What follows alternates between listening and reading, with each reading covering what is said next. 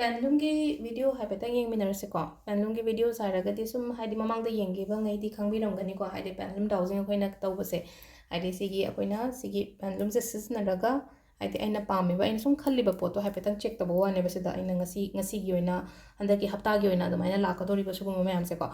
ado khoi first ai kenoma sum khanbirasine aina poda ma khallase ba haidi poda ma khallase haraga kai thabaki matang dani khangde mi gi matang dani khangde natraga ai gi plan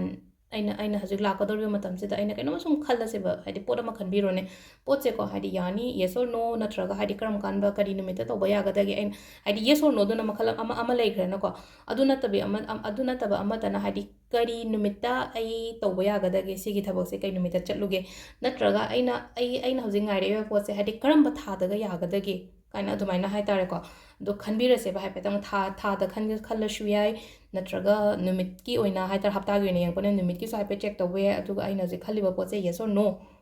kai hai kari answers lakhe haibado du haipe tang yengminarase ko ado ngatang me shalaga haidi breathe in breathe out ko haidi 10 times kumba tawbiyo ko so aina sor hondan ba hondok pase ko ngatang 10 second gumba hai tare ko ngatang matam ma keno thibiraga breathe in breathe out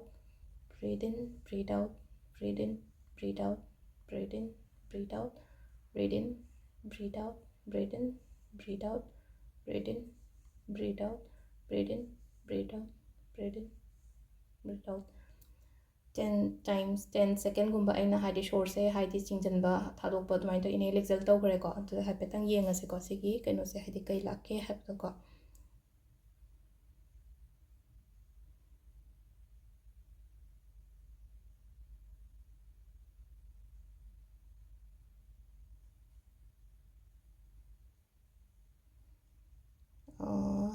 yes tadi yam phajana lai ko yes sula et Monday or Thursday ko aina sum tawge kaina khanba thabak lairagadi Monday or Thursday laire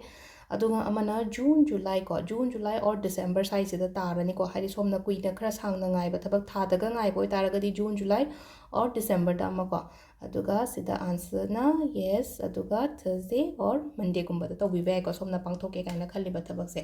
adu sida laire akogi pendulum dowsing gi video se mayam handaki hafta gi oina ko thank you